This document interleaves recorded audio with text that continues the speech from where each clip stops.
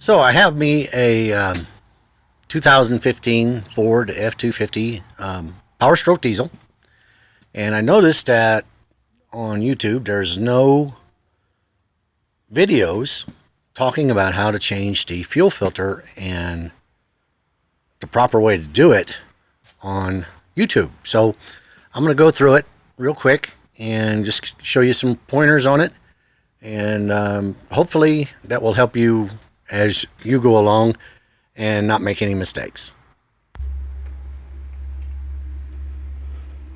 Okay, I bought the Ford Power Stroke Diesel fuel filter kit online. Cost about $68 plus delivery. So took it out of there, and I've already done the fuel filter change, but I'm going to walk you through this so that you get all the pointers. Now, the first thing you're going to do is come over to the driver's side.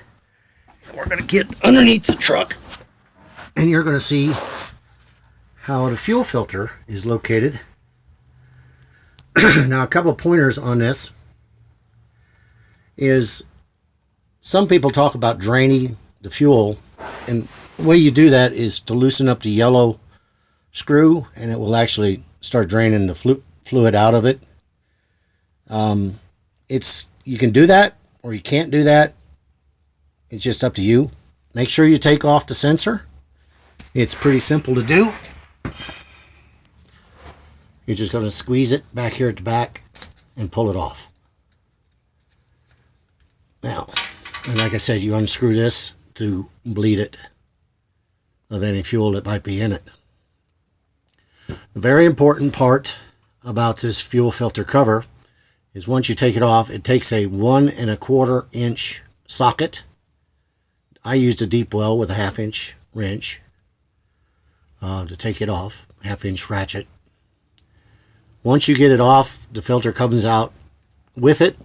There's a seal that goes on it up there that you'll get with the kit.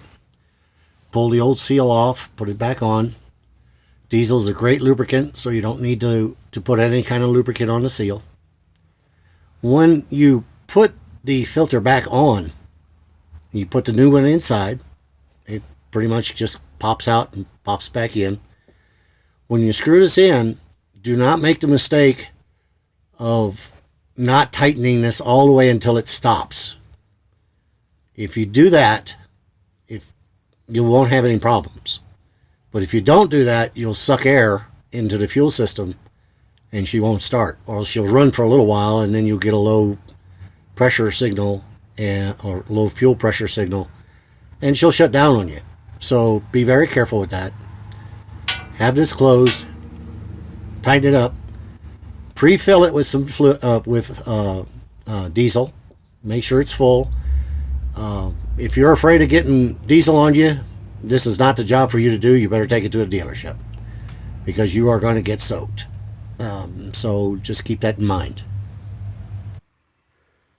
Okay, so we're at the top of the engine, and here is the secondary fuel filter that we're going to replace, in which would come with your kit. There's 2 lines that you're going to take off. One to the fuel rail, one from the tank. So to take this one off, you pinch the tabs together on either side. There's one on this side, one on this side. Thumb and forefinger, just pinch them together and it pulls right off. On this, you got 2 little tabs. You're going to pull those tabs back and push them down. And then make sure that they're all the way clear, and then you'll pull this hose all the way off. The filter itself is very easy to change. You just basically twist this way. There is a locating pin back there that fits in a slot. You'll turn it somewhat about a 1/4 turn, maybe 1/2 a turn, and then you'll have to wiggle it on out. When you put the new one in, fill it up with some diesel, put it in here, put it back in that position, twist it down, and she'll lock in place. Put your hoses back on. Now you're going to get some air in the system. Don't worry about that. There's a way to get that out. It's not a big deal. Okay, so we've got the filter replaced. We're going to go in here, and what you're going to do, you're not going to start the car or your truck. You're going to put your key in, turn the key on. You're going to see the lights light up, of course, so your glow plug come on, and you're going to listen for the pump in there, and you can hear it.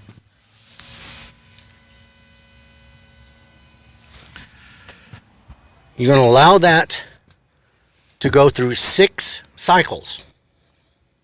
Now, if you've made a mistake and you forgot to put fuel in the filter or something like that, if you followed the instructions before and you've tightened the primary filter underneath the truck down all the way, and you allow this thing to cycle 6 times, you shouldn't have a problem with it starting. It self-bleeds, so you don't have to break an injector loose, which has been the problem in the past sometimes. Now, if you don't get all the fuel air mixture out and she starts up and she shuts down on you, just remember, just keep on going through that cycle. If you've got everything tight, you should not be sucking any air. You might get an engine warning light come on. I've understood that after about 20 to 30 cycles of you running the truck, that should go away. If not, you can, of course, remove the negative cable on both batteries. And I believe there's also a trick. There's a memory fuse that you can remove and take that off and reset the car that way. However, that resets everything that the car has learned about your driving habits. So just be aware that she's going to be sluggish for a while. All right.